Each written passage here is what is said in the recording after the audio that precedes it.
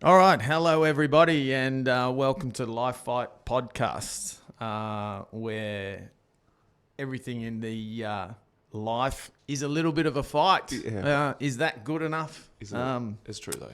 Yes. So today I'm on my own. My co-host Chris is a little bit sick, so I'm here on the mic by myself with the very charismatic Pinky Donald. Sup? How are you, mate? I'm very good. we're- Could have done with another 3 hours sleep, but we're good. We're good. Well, for today when we're recording, we're actually on the day of rebellion. So Pinky's in Melbourne and actually in the studio, Yeah. which is pretty I awesome. do prefer this sort of thing. I like it. Face to face is better. Face to face. Yeah. Well, recording's a lot better as well. We obviously lost our last recording, which is a fucking bit of a pain in the ass. It was But a good one. It was, a good one. But we'll revisit a few of those things. And starting out, Pink, like we've met each other through obviously through Muay Thai. Yep. Met through fighting each other, guys fighting each other. Yeah, exactly. Yeah. And we've kind of, I'd say, not hit it off. Maybe from my half. I No, don't man, know, no. You're my friend, bro. Yeah. Yeah. I like you. And thank you, mate. But and you're also a person that I actually go to for a little bit of advice and also look up to as well, just in the Muay Thai scene. But I actually just like the way you fucking go about things. In terms of I'm pretty blunt. yeah, I wouldn't even say it's blunt. I think it's just you just be yourself, Yeah. which is awesome. And you're my type of person in terms of just honesty. Yep. And I think it's something that's been lost in society, like being able to just be yourself and being able to be honest. well, I think people get offended by it. Yeah. People get offended, but also people get scared of offending people. Yeah. Whereas, like, your feelings are your problem. yeah, exactly. You know what I mean? Like, you don't like something. We had a chat on the way over here. I said there's something that I don't really like that you like, and I was like, yeah, cool. Yeah. Man, it's that easy. Oh, exactly. And I think it's just more about that you're entitled to your opinion. I'm entitled to mine. And Difference is mine's right. yeah, well, yeah, exactly. And that there's nothing wrong with that, I think. And I think that's where people go, well, no, my opinion is right and you should agree with me. And do you know what? I respect your opinion. And that's why I obviously speak to you about it because, with Muay Thai as well, like you're forever learning. 100%, man. Yeah. I look at, like 5 years ago, the shows we were fighting on, I wouldn't touch them now with a 10-foot pole.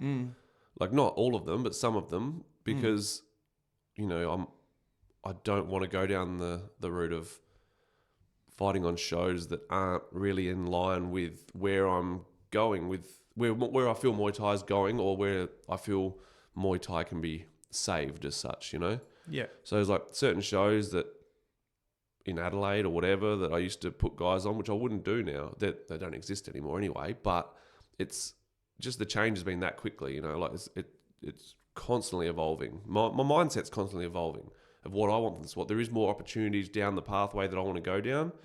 So I'm just going with that now. That doesn't mean in 2 years' time I'm going to be still doing that. Yeah. I might fall in love with one championship and like 4-ounce gloves. Well, I mean, give us a little bit of a background on yourself. Like, obviously, you're probably very well known in the Muay Thai community, but where did it actually start? And give us a little bit of a history about yourself. And I know I only know this from last time. Yep. Is if we were starting at a 15-year-old Pinky, where do we start? Kind of there-ish, is probably broken and just zero self-confidence and like had no self-esteem. I was bullied and stuff at school. I tried too hard at school. I tried to fit in instead of just being me. Yeah. And you be you get bullied. You try to fit in, you get bullied. This is what I find really interesting about yourself is I only know you over the last few years and someone that I'm probably attracted to, not physically, wow. right? Wow. Touch me. Yeah. But just No, I get what someone you that, mean. Yeah. that I'm You resonate like, with. I gravitate Yeah, towards. yeah, I'm yeah. like, I like that dude, right? And you're just being you. Yeah. And then going back to 15-year-old, and this is probably normal 15-year-olds as well, is they're like, oh, that's the cool bunch, that's the sporty bunch, blah, blah, Yeah. blah, and they're trying to fit in. See, I wanted to be able to be me, but it didn't work. I couldn't because it just, People giving you shit? Or? yeah, like bad. Like walking through the school and an apple getting popped off the back of my head, like shattering in the back of my head and stuff. Like, just because I wasn't like everyone else, you know? Yeah. I've always been very different. People say, how's different? But it's hard to describe. Like, I didn't look at the world the same. I'm guessing I was like an old soul or something as well. So, you know, what I thought was cool and what they thought was cool was two different things. So I was sort of contradicting myself with when I was trying to fit in. When you say an old soul, is that like more old school way or upbringing? Or? I think, you know, if you look at it like from a spiritual point of view, like I've just been there and done it before. Like my son's the same. He's like my mini me, bro. Like he will, when he was first born, and you know, like kids are like, whoa, everything's new when they first start seeing everything. My son was never like that.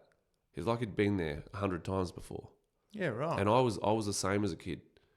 Like I always resonated with, like, you know, I'm 8 years old on a cruise ship with my grandma and my mum, and I'm hanging out with 25-year-olds.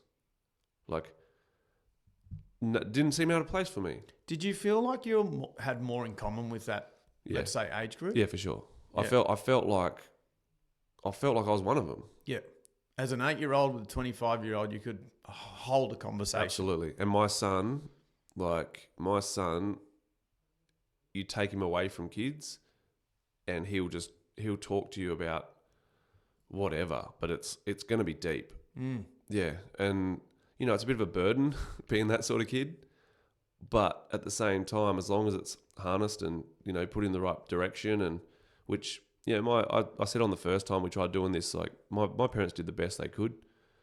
It didn't suit me at all. Like my parents are very much like, everyone's the same, you know, like the education system, everyone's in that same box. Yeah. You know, like I'm not that guy. Yeah. Like I'm the first person in my family's history who didn't finish school. Yeah, right. Like everyone. And that's a box that needs to be ticked. Yeah, I'm the only person in my family, like on both sides of my family, that doesn't own a house, at least one house. Yeah. And who's not even interested in buying a house. You know, like I'm just happy to be this person. And I think that's what's really important. And again, what is a great asset about yourself is you have a real vibrant persona about yourself, and that, you know, and you are happy. I am. Like I love myself. I do. I genuinely love myself. I am genuinely happy. And you can feel that in the room, right? And whether that's with 10 people, 2 people, or just me and you or whatever.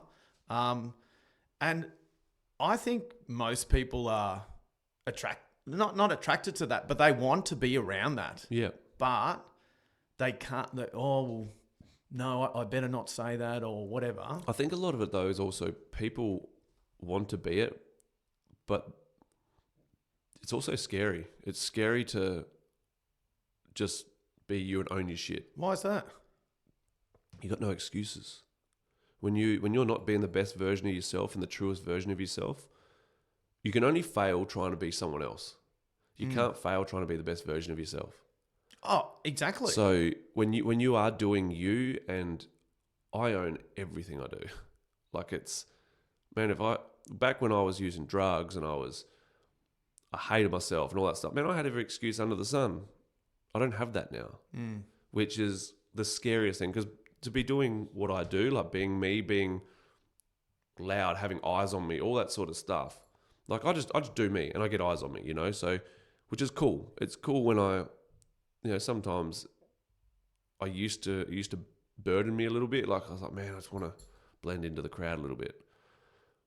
But I realized that wasn't me. That was me trying to go back to how I used to be. Did that make you like, you say, I want to blend into the crowd a little bit. Did that make you not sad, but you're like, it's actually not me? Yeah, for sure. Yeah, like I realized I was trying to go back to conforming to society, which isn't me one little bit. I'm a very different person. Like you, whether it comes from the way I dress, whether it's the way I speak, whether it's, you know, my opinion of, you know, your feelings are your problem. Like, man, you're upset, you're hurt, you're hurting. Talk to me, but don't ask my advice and not listen to me. Yeah. Because then I soon switch off of that. Yeah. But it's your feelings. If I can help you with your feelings, great. But if I've hurt your feelings through being honest, sorry, get fucked. Yeah. Like that's on you. Because that's what's important. I think that's where a lot of us get lost, is actually worrying about ourselves. Yeah. And they're so worried about everybody else. And going back to your school days is, you know, you're worried about whether the sporting captain is accepting you, and fuck that guy. And at what age did it kind of click for you to go, I don't care about the sporting captain. I don't care about Billy's opinion of me. I'm just going to worry about Pinky and make sure that I'm happy. Like what age, you know, you're talking 15, 16 compared to... Like 20s. Yeah. I was, man, probably bit of a backstory. Like I've always loved the colour pink. Man, like I legally changed my name to Pinky. Fuck. I always loved the colour pink, but I didn't have I wore it as a kid because it was cool, you know, like board shorts and stuff back in the day. And I didn't have the balls to wear it most of the time. I wore black. I wore black everywhere. Yeah. And then I started doing Muay Thai, and I got a pair of pink Thai boxing shorts. And that was kind of where all of a sudden I was like, hang on. No one's going to give me shit for this now. What, because you can fight? Kind of thing. Yeah, right. Kind of thing. It was like, I like doing, I'm going to do this. I'm going to wear these fucking pink shorts. And I remember like I fought in Adelaide, and the write-up online on the International Kickboxing Forum back in the day was, for all you young people, everything used to be like a chat online. It wasn't called Facebook and Instagram. Yeah. And everyone used to, like, you know, every show would have a little thread and you'd be able to have a chat in there. Do you remember that at all? Yeah, 100%. Yeah. Cool. Yeah. And it said, like, and Pinky came out in the brightest pink shorts you've ever seen. Like, no one had ever done it, bro. Like, I don't know. The only person I knew in Australia who'd done it was Soren at the time. Yeah. He was the only person who used to wear pink stuff. And, man, next thing I had pink hair. Preacher used to do pink hair, like back in those days. And, you know, I did pink hair as well, and I pink this, pink that. And I was like, man, I actually feel like I can be me now. Just going back to, you're talking about, you know, a few of the old school fighters, like Preacher, like Soren, like yourself. And I know I'm probably drifting away a little. I don't deserve to be in the same list as those guys. Well, Soren, like, in my opinion, I mean, holy shit, like, that guy was... He's the best non-tires, like, in Australia ever until Max McVicker. Yeah, well, Max is something special as well. Yeah, currently. for Thai stylists. Back then, there was no real Thai stylists. Like, Soren was it. Yeah. The closest thing to him would have been Daddy Cool. Yeah. Daddy Cool's coming on the show tomorrow. Yeah, sick. But those guys, and throw Dane in there as well. Yep. They're these charismatic guys that people want to come and watch them, and they're just being them. You talk about you being yourself and going, I'm going to wear my pink shorts. So that's where I learned it. I learned how to be myself by watching other people be themselves. I'm like, oh, so you don't have to be this conformist shill or whatever that goes, you know, just follows what everyone else is doing to try and blend in so you don't stand out. Fuck it. Is that something that Muay Thai is missing currently? 100%, bro. I agree. There's not enough, you know, people talk shit about Jay Tonkin and all that sort of stuff. Man, he's willing to do what no one else is willing to. You know, like he's making noise. Like, did you watch Pride last week? No, I didn't. Okay, so Jason came out in a gimp mask. I did see that though. But it's kind of what it's about. You know, it's like people come to watch a Muay Thai show. Put on a show. 100%. And he's one of the guys currently, so 50, Jason Scott. He's one guy, and I don't know him, but he's one guy I'm like, all right, so what's he going to do with his hair? What, you know, he's got his gimp mask, blah, blah, blah. Then he had like rainbow hair under it, you know, under the gimp mask, he had like rainbow hair. Yeah. Yeah.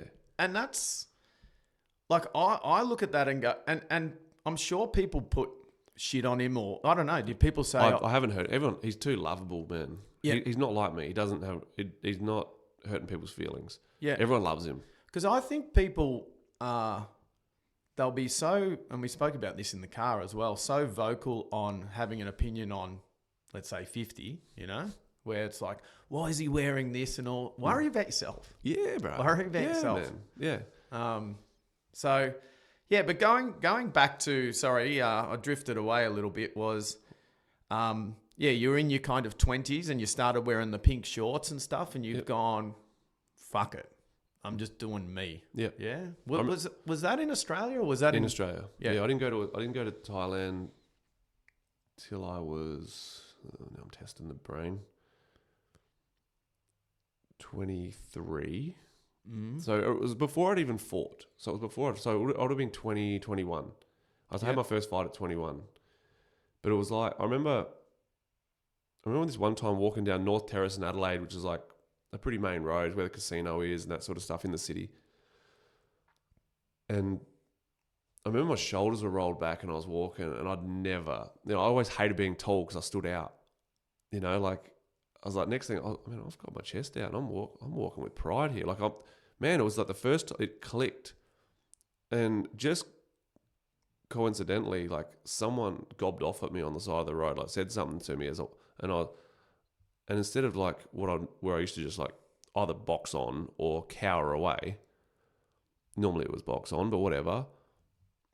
I just sort of looked at this guy like, poor bugger, kept on walking. And I was like, hang on, I'm like improving as a human. And man, I totally put it down to Muay Thai, man. Without Muay Thai, I wouldn't have found pink. Or I can't say I wouldn't have, but it wouldn't have happened when it did. Is it because it gave you confidence? Yeah, 100%. Man, I come back from my first ever training session, and I was to my mum. I was like, I'm going to do this for the rest of my life. And she's like, yeah, right. But I felt something in that, I felt something in. I hadn't exercised in 6 years, except for running from cops or whatever. Yeah. But it took a long. I'm not going to say it was overnight, because it wasn't. In the early days, it was me just being me, but not feeling comfortable with it a lot of the time and whatnot. But over the next 5 to 10 years, I've started falling in love with myself. But it came with, I started getting some self-esteem. Man, I'm someone, like I'm doing something that people don't do. My first fight, man, I sold like 200 tickets for my first fight. Wow. And it was crazy. Promoter's dream. Oh, crazy. My second one, I sold 3. Yeah. It was like, because by that time, everyone realised they'd lost their friend to Muay Thai. Is these, so 200 people that he's selling tickets to, these are people, let's say, used to party with? Yeah. All that kind of, all right, we'll get on Man, the I beers. had ex-girlfriends come. I had like friends and their families. Like, it was crazy, bro. Like, right. I walked out. It was in Thebarton Town Hall in Adelaide. I walk out and the place, like, I was the first fight on the card, bro. Fully padded. Like, it was like everything that I hate about Muay Thai now. But we didn't have the scene back then, so it was different. Come out and the place just erupted, bro. And before, I wanted to pull out. Like, I went literally 5 minutes before going out there, I was like, I can't do this.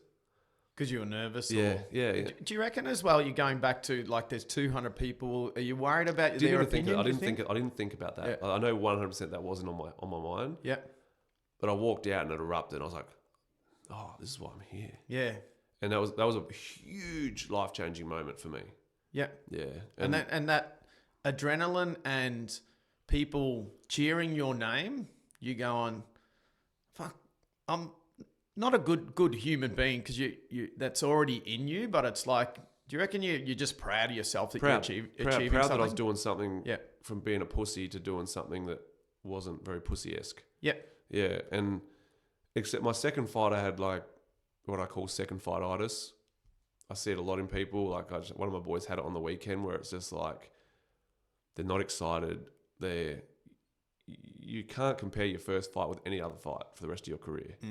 But sometimes you just feel flat, and it's like, I call it second fight-itis, because the first fight, it's all new. It's fear of the unknown. It's this, it's that.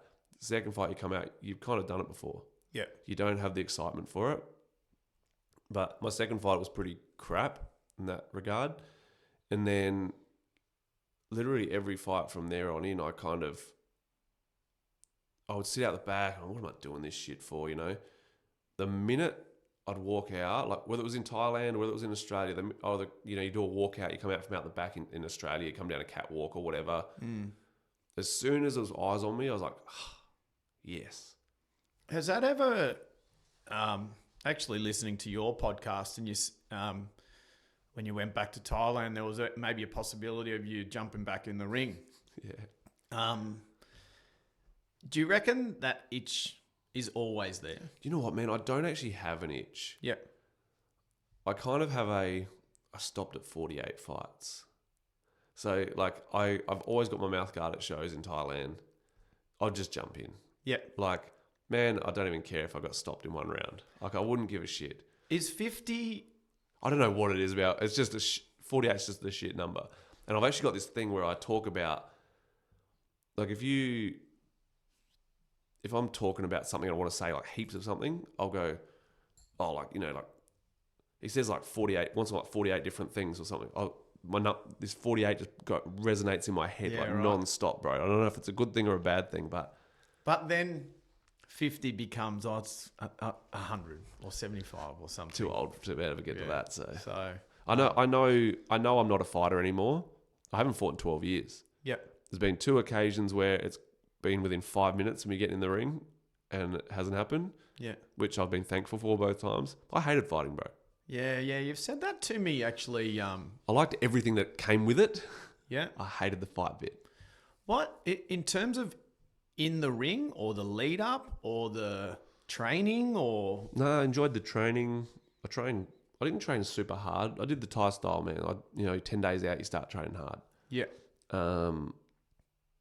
I fought Trout, Jake Mitchell. Yeah. My last fight in Australia was like 3 days ago, but like 15 years ago. Yeah, right.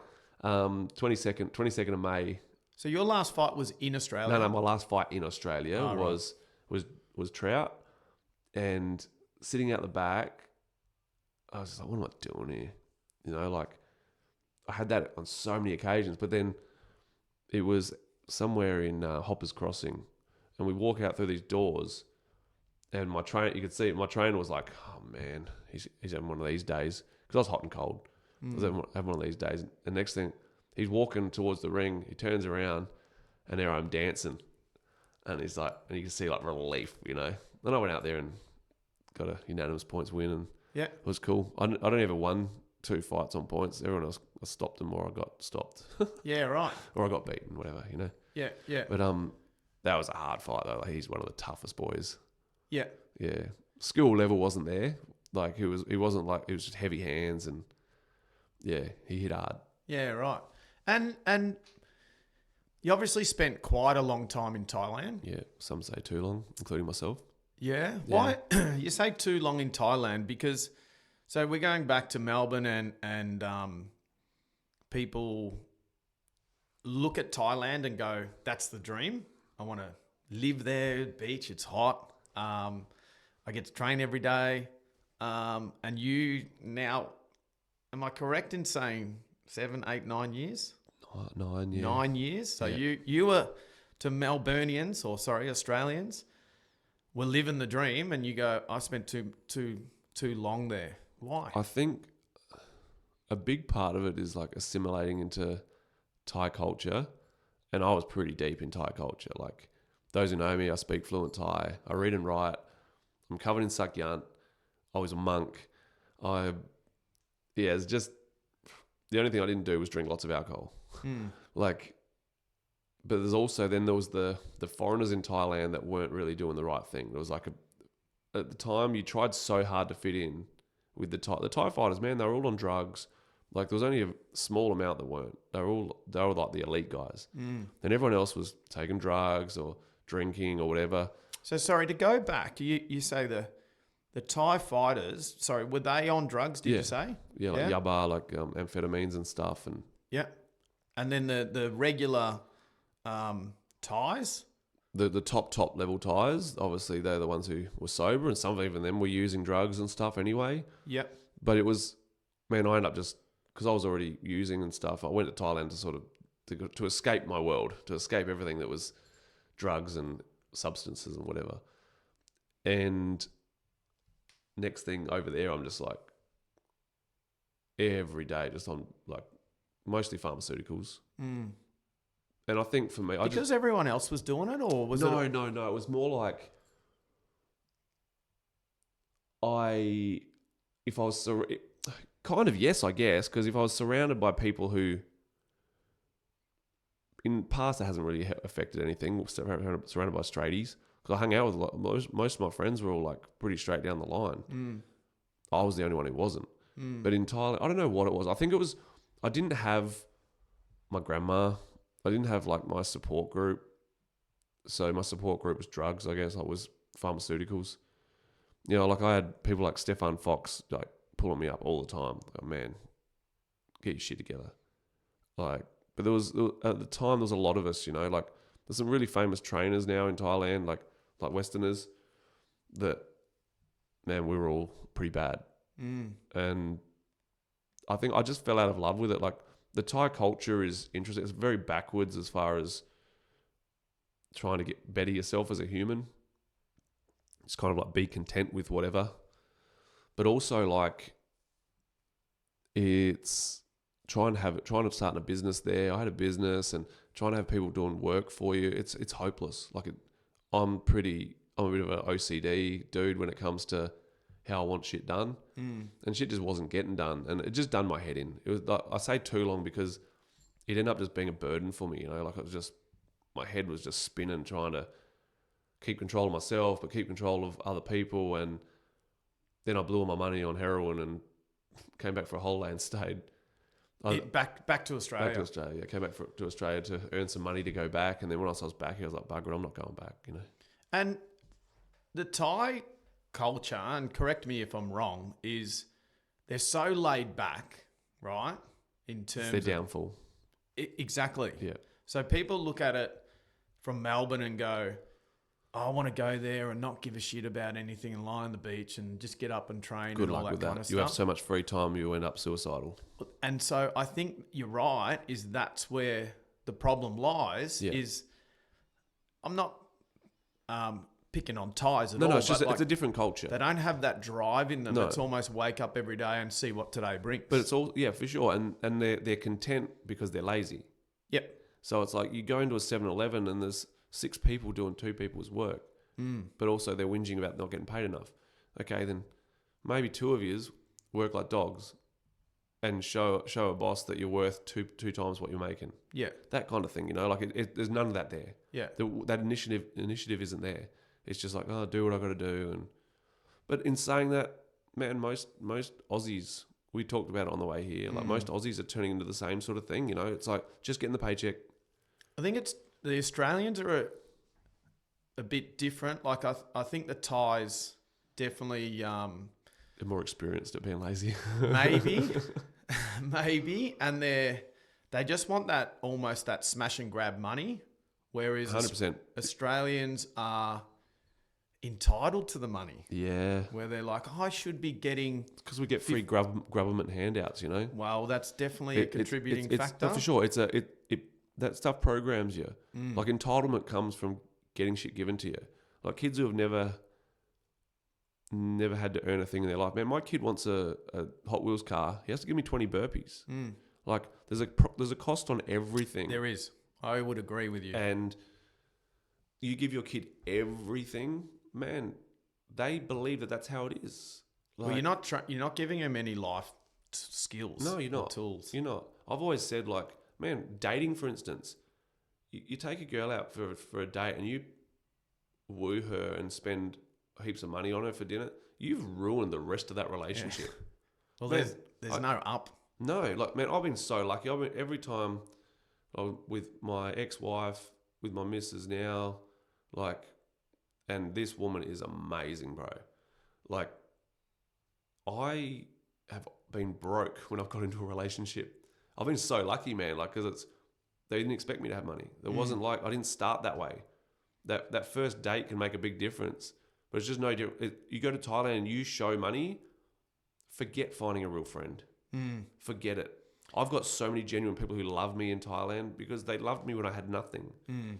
Like the people I meet now, I keep them at arm's length because I'm not going to find the real person. Like those people that, look say Kong Din, my Thai family. Then there's Kru Manop from Manop Gym. He's like 2007 when I was broke. He was feeding me every night, taking me to his family home, feeding me every night because I had no money. And those people are still very special to me, and now I can give back. Yeah. But meeting new people in Thailand, it's hard. If you've got money, if they know you've got money, it's game over. How's Thailand changed from you went first over there in what 2005, 2000? So you're talking about almost 20 nearly years. 20 years, right? Yeah, Compared to going now, so much more westernized now. It's like, like even going as far as like the bar scene goes. Like back in the day, man, the girly bars, they were the bomb. Yeah. Like my first night, Stefan Fox and Hammer took us out to like the go-go bars and stuff. Yeah. And I was like, this is my jam. Yeah. Like I followed my willy for the rest of that time, Yeah. But now the girls are doing Facebook, Instagram, OnlyFans. Like that's where they get their customers from now. Yeah, okay. Whereas now it's not so much paying for a route. You're now signing one up for a wife. That's the biggest difference for me. Yeah, it's right. like for me, like but over the whole thing, that's the same recipe, whether it be Muay Thai, whether, it used to be, everyone went to the gym that had the best word of mouth, like story. So go to this gym because it's, it's got history and it's WMC camp. It's so well connected. You'd be silly to go anywhere else, that kind of stuff. So, I obviously used the girly thing as the explanation, but it's the same thing across the board. Everything now is so much easier for them to it's at their fingertips as well. Yeah. They're losing their culture. They're losing their original traditions. And again, correct me if I'm wrong. Do you reckon they care because they're like we look at it here in Muay Thai and go, well, these are the traditions of Muay Thai and these are They don't give two non-negotiables. shits. Yeah, they don't care. I would probably agree. They don't care As long as they're getting paid. if they're getting money, Yeah, 100%. which is really, really But this is also sad. a developing country, so I get it. I get it. Like we have no excuses here. Yeah. Like they do. They're a developing country, and if they're getting paid double to go and fight in 4-ounce gloves, They'll do it. I totally get it. Yeah. Like if someone's like, oh man, I need to do it to live, but do you? You're in Australia. You know what I mean? Like your $5,000 purse ain't making that big a difference in your life. Yeah. It's a different reason for fighting here. Yeah. They're looking for It's ego driven or like we spoke about on the way here, like medicine. They're finding something in themselves. yeah. Whereas Thailand, it's just money. Yeah. It's all money. Well, I mean, I've for the first time in my gym, I've got a Thai, and it's not full time, so he's there 3 days a week. Yep. And Petch Sitmonchai we've got, and he We're fought. fighting him in 8 weeks. Yes, Yeah, Jason's correct. fighting him, yeah. So, and I find it interesting how, especially he fought Keros the first time on Rebellion, and definitely got slammed for not making weight, Yep. right? And I also saw like him just kind of coming in, skipping, and kind of I was like, Keros pretty good. They're lazy. Right. And I found it interesting that it was almost, I'm just going to do this to get a little bit of cash. Yeah. And I'll train. Yeah, they get fine half-assed. experience. Like their experience, you can have a Westerner and they're very experienced, but they still use energy on nerves. The Thais don't. That's why they can do 5 rounds with a week's training. Yeah. Like, and I mean a week's training, like over here, like they'll still get through the 5 rounds. Unless they're up against that next level, then they start getting tired, and that's why they go down. Yeah. They don't need the training because they've got experience. Yeah, I right. used to look after some Thais after I retired, and I remember like one of them was Singdam Get Mugal. It was his cousin, Mm. and we took him to fight in Pattaya, and he did like 5 rounds with a young Thai, beat him on points, and it was like I was in the gym every day. I hadn't seen him hit pads, hit a bag in 6 months. Mm. I was like, how'd you do it? And he's like, experience. Yeah, right. And it's they don't get nervous, they don't get anxious, they don't use that energy getting in the ring. Mm. So they can literally just get by on. It's like us sparring. I mean, I can spar 12 rounds tomorrow. Yeah. You get me to fight half a round, I'm gassed. Yeah. Different. So yeah, for sure. And you know, I'll rewind back a little bit to Thailand, and you know, you had a few dramas there and all that Yep. kind of stuff. Come back to Melbourne and Adelaide. yeah, Adelaide. sorry, Yep. Adelaide. And did you say I need to get out of this scene to not change your ways, or like did you want a bit more stability in Melbourne? Like, you know, I know this is we bang on, we've probably talked a little bit more Muay Thai than mental health, but and I know everyone's got an opinion on it, and I'm definitely not an expert, and I don't want to try and be an expert, but for you, like I look at the way you carry yourself every day, and you know, we were saying before that, you know, you've come down for Rebellion just to this time like watch the show and be a supporter, and you said, but I'm doing everything that I love doing, and you're so happy in doing your life the way you want to do it. How did you get to that stage of going like, and was there like a significant turning point where you go, I'm done with this shit that I'm doing and I'm going to change, and like I know I love Muay Thai and I'm going to work in that scene or whatever? I think the biggest thing probably was when I started my gym, and I'll have to thank my wife for the rest of my life for that, because she's the one who pushed me to do it. Because I was working in another gym. I was working in an MMA gym that didn't click with me at all. It was a pretty toxic place to be, and bit more egos in that environment. Yeah. All like the whole thing was based off of that. It was like run by that, you know. And then my wife's like, she goes, you either need to start your own gym or we're done, sort of thing. Like she was sick of. I was depressed. I was miserable. You know, it was just crap. And so I started my gym, and then I realized, because at that stage I've been back for 2.5 years, and man, I thought everyone in Australia like knew me, and which I realized soon after that they did.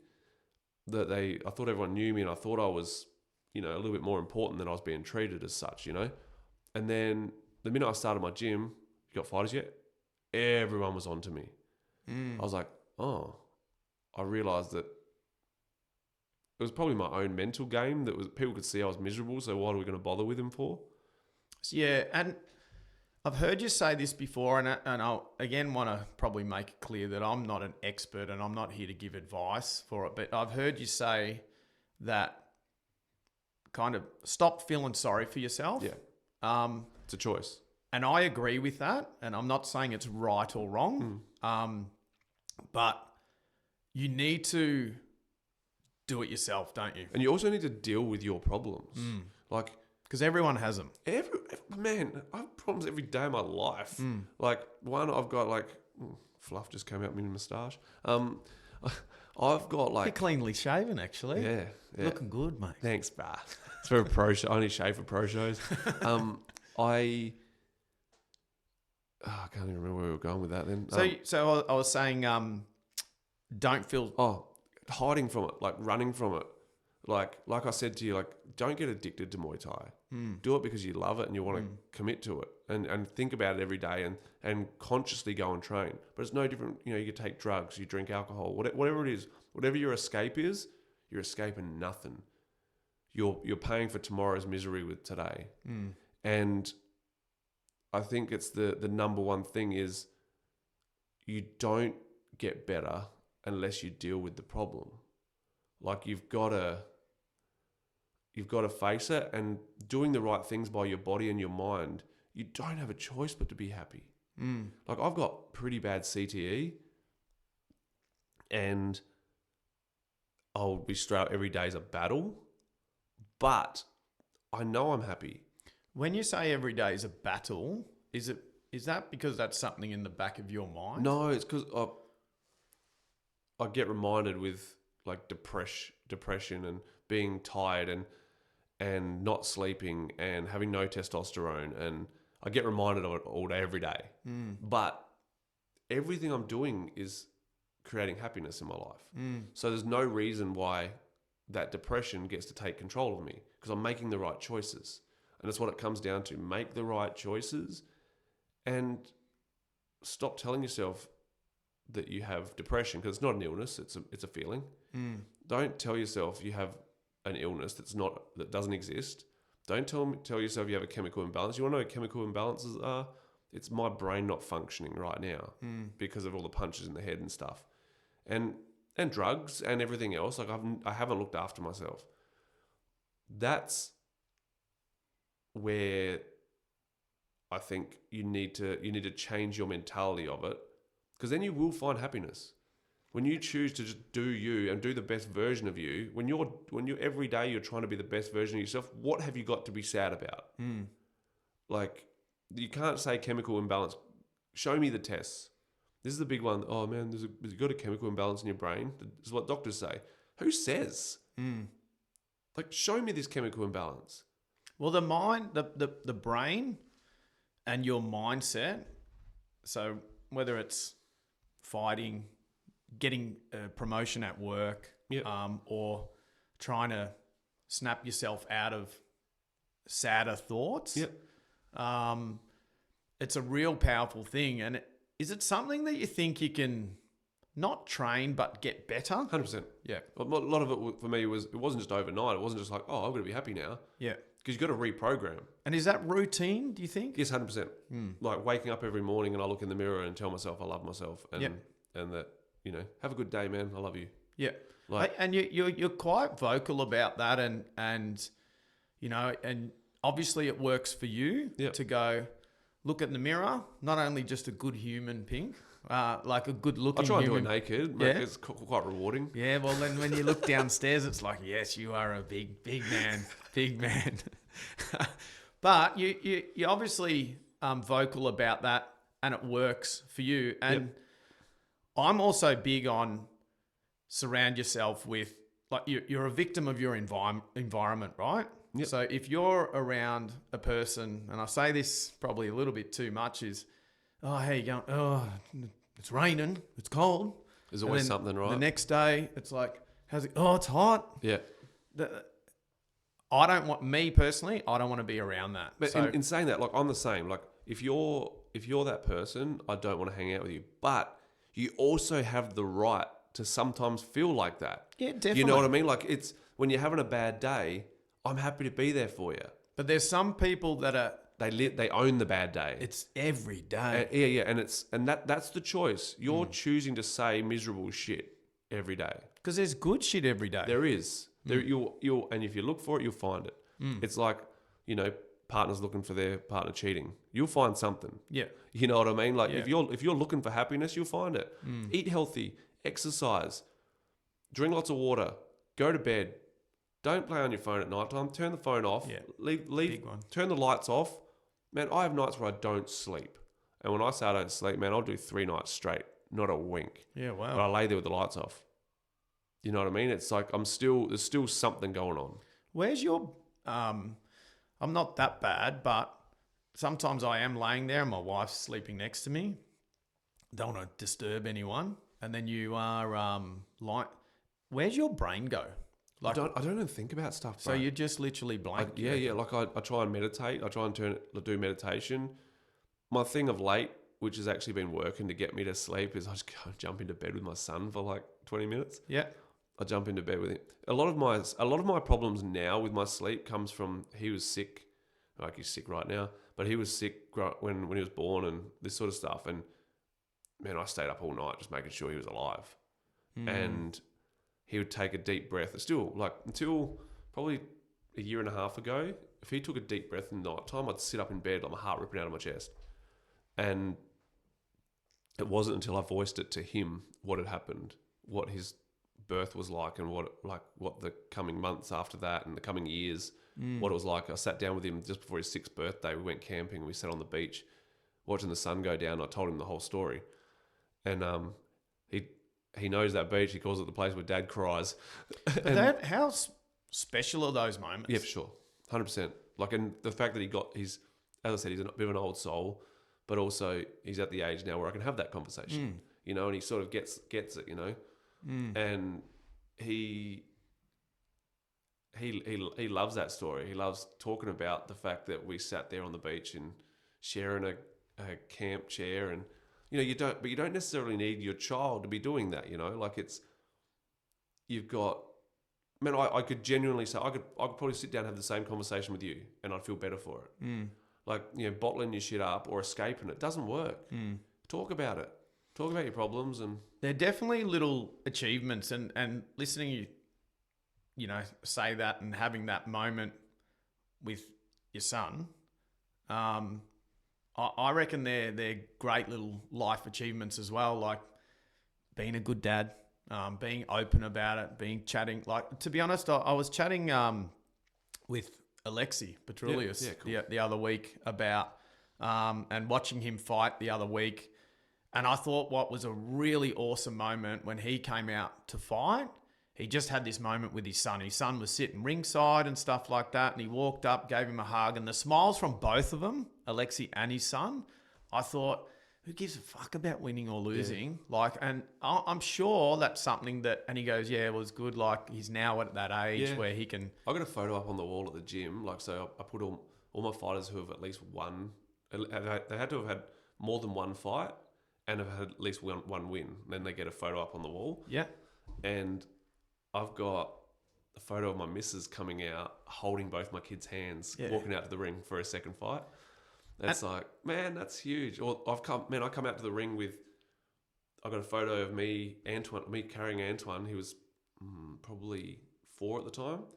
He's got his long hair waving blowing in the wind, and I'm doing my chanting like I do coming out to the ring. He's doing it too, but he actually chants, bro. Like, he actually can do all the chants. Yeah, right. And he's got his hands and he's doing it as well as we're coming out to the ring. It's pretty cool, man. Like, those sort of things.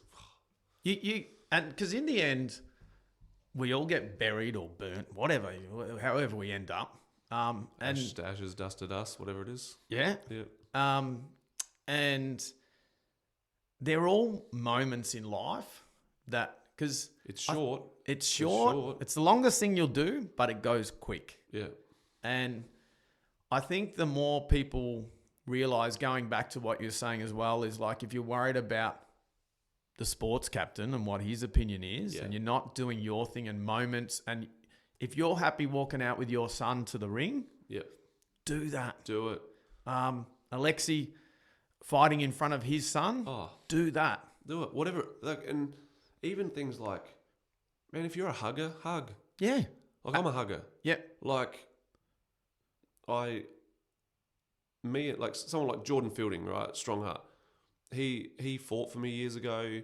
Our gyms are only like 10 minutes apart, so we're super close. Man, we give each other a kiss and a hug, hello. Yeah, we haven't shaken hands in years. Like, it's, if that's who you are, cool. Yeah, you know what I mean. Like, do the things that make you feel better and feel comfortable. And you know, I can sit there with my nephew with his arm around my neck, with me leaning on his leg, like with a bit of a cuddle, like, and just talking and stuff. You know, like, I'm an affectionate dude. Always have been. You know, it was another thing when I was in primary school, I'd go to hug everyone and they'd push me off. It was like, ew, what are you doing? Yeah, right. I've always been that guy, you know? But, you know, it doesn't necessarily need to be in the sport what you're doing. It's in life. Do things that make you happy. Yeah. If it means you go to the park and kick the soccer ball by yourself. You go for a bike ride. You just know that there's 2 things. You do something you love, but something that's healthy for you. It doesn't have to be exercise and stuff, but don't tell me that going and, you know, smashing 3 pies and a donut is what you love doing. Yeah. Or don't tell me gaming is what you love doing. They're not healthy things for you. They're temporary fixes. And drugs, whatever, alcohol, drugs. They're not that I love going and having a beer with my mates. Like, you don't, because there's nothing positive comes out of that except for the fact, go and sit with your mates. Yeah. Go and catch up with your mates. Have a barbie. Sit down and talk to them. You know, like you don't get real conversation out of drinking anyway. So that can't be the thing that you love doing. It's the connection you're having with your friends. Yeah. Work with that. And I think you said before, like, you get up in the mirror and go, you know, I'm a good person and I love myself. And it goes for the other person as well. Like, I think this is a big stigma in, not Westerners, but Australians a little bit. If someone's doing well, Oh, man. you're allowed to fucking tell them. Yeah, man. But What's wrong with that? Or that say, tall poppy syndrome thing. Like, people are so... I am so happy when people are doing good. Like, if you're, you know, of lack of a better description, shit cunt, man, nothing you do is going to impress me. yeah, Nothing. There's some gyms, whether it be in Adelaide, whether it be rest of Australia, there's some gyms that I'll never have any respect for because of that. No matter how good they do. But man, when last weekend one of my boys fought Riddler's boy, and I'm actually going to do an interview with Riddler like tomorrow, where we talk about how he does his game plans because he had it perfect, you know, like man, I'm so proud of him, you know, like he's a good friend of mine, and I'm so happy that he beat me. yeah, Like you know, Nick Keros is on RWS tonight. yeah, saw that. Amazing. Yeah, Jason could have been on RWS tonight, yeah, but he's not. yeah, Nick is fantastic. yeah, Like, honestly, in South Australia, Strong Heart and Team Pinky are the two gyms, the two like Thai gyms, and we both support each other.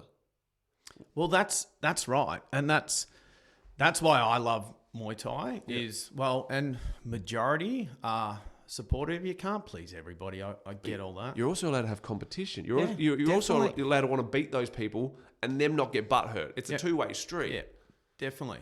I mean, you said before, like, our guys have competed against never each beaten other. you. So We get to beat one of your guys. yeah, well, we need to book another one in. Let's do so, it. And I'll shank you in the car park if we lose.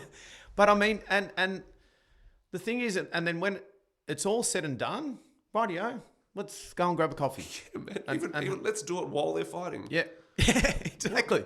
Where was an interclub recently? I don't even know how it ended up coming about, but the other guy's trainer come over and sat with me, and we were talking during it, like giving instructions. And the next thing we're just sitting there. I can't remember, or did I go to them? I honestly can't remember. Yeah, But that kind of thing, even, you know, it's like, man, I'm blowing kisses to people in the opposite corner to me, and yeah, like I try to fight all the gyms that are the good gyms, you know, like that's how I like to do it. And most of them are my mates, you know, most of the people who own them are my mates and the people I respect, and that's cool. yeah, yeah. But it's the same in life. Life is no different. Like you go for a job, someone else gets the promotion, man, be happy for them. Yeah, I definitely agree with that, and I definitely don't shy away from that in terms of giving people a well done or a slap on the back, and even just saying that, you know, I'm going now to family members, and I'm 44, is like my dad probably has said I love you to me, I don't know, a handful of times. My dad started in recent years. And it's changing, you know, like we're both parents. Yeah. And it's like, not that it pissed me off, but it was like also something that I was like, I don't know, like I know that you love me, but like sometimes we all want a little bit of positivity, right? Yeah. And as Australians, unfortunately, we don't want to give it because it's like, for whatever reason, I don't know. But, you know, hearing you say, you know, you have these conversations with your son and stuff like that, every generation learns. Yeah. And I think it's something that we can do as a society going forwards with family or within the workplace or Muay Thai, whatever it is, that I think can make it a better place sometimes. Because when you don't know what someone's going through, And sometimes I'm just hearing, hey man, you did bloody awesome in your sparring day. Yep. They're like, that might be enough to just give them a little bit of pep in their step to go. I had a guy come to my gym. He signed up just before lockdowns and shit happened. He stayed signed up the whole time. He moved over from Melbourne. Great guy, man. Like, and the end of that first year that he was in the gym, I was doing my Christmas award, end of year awards, and I gave him the Good Cunt Award. Mm. And I like that award. Yeah, and it's just a genuinely good dude, right? I ran into him like 3 days later at the shopping centre. I'm like, oh, you want to grab some food? He's like, yeah, all right. So we sat down and had a meal. He goes, I just want to let you know that meant a lot to me. He goes, he's a helicopter pilot, and he was in an accident that killed 2 people, and I think he just had that self-doubt, something, and I didn't know that. And I just gave him this award because he was a good guy, and I didn't know the story behind it, and he said it meant a lot, like just telling someone they're special. It's all it takes. Yeah. Like it's an interesting story. I mean, and obviously that had impact on him. Oh, for sure. So, it was found like totally not to blame and all that sort of stuff. And it was a pretty big story. I remember being on the news, and that when he told me about it, I was like, no way, I remember that. Yeah, wow. And man, like that doesn't define who he is. And it doesn't mean that he's any less of a human, Yeah. and I got some close friends, man, that the word love gets thrown around a lot now, like too easily. But it's also like, I have love for a lot of people. I'm not in love with a lot of people. You know what I mean? Like I have some love for you, so I'm going to tell you. I'm happy for you to know that, there's no skin off my back, and it's not me being fake. But unfortunately, people say it and they'll stab you in the back. Yeah. So they don't know what love is. Yeah. So it cheapens it for everyone else. Yeah. But I'm a big one, man. Like, if you love someone, fucking tell them. Like, show them. It's not even about telling them. Show them. Yeah. Like you earn a spot in my heart when you get a certain distance into your career or whatever. And like, I can tell you, Jason and Panna, for instance, when they get a hug from me in the corner, they know that I look at them like they're my kids. Yeah, it's genuine. Yeah, and I'll tell them before they go out to fight that I love them. Took a long time for Panna to fucking say it back, bro. Like the first time he said it back, I turned around to old Greg in the corner. I'm like, he just said he loves me. Like that was my highlight of that fight. Like, there's special moments, aren't they? Oh man, it's like as a trainer and someone who growing up lacked love as such, like it was given to me, just didn't resonate. The way it was given to me just didn't resonate, except from my grandmother. But it was like, I don't want these guys feeling like I did growing up, Yeah. I don't want them to have to search for the love inside themselves. I want them to know it's there. Yeah. Well, I mean, on that, it's a great positive way, let's say, to finish, because I know you got a massive day in front of you, with a massive rebellion card coming up, and a great way to finish, because you are like, I think any Muay Thai coach is having impact on people, and I think you're doing it a really, really good way, and sharing your story of being through just highs and lows. Yeah. So you talk about just then a high being in the corner with Panna, and then low points of whatever, even going back to school with an apple getting thrown at your head. That there's always a turning point, and with the way we just finished of, if someone does something good, tell them, which obviously you're doing. Yeah. Within reason, because you can't just tell someone they're good all the time. But the thing is, if someone, like Jason was supposed to fight for the WBC Australian title in 3 weeks, and now that's off. Yeah. And if that fight still goes ahead with who he was supposed to fight, and they win it, or the other person wins it, man, they're getting a congratulations from me. Yeah. They're also going to get we look forward to trying to take the belt from you. Yeah. Yeah. But they're getting a congratulations because I mean it. Yeah. Good on them. Yeah. No, good on you, mate. So, and obviously doing it for the second time, I really appreciate because you are Very busy. different from the first one though. Very different.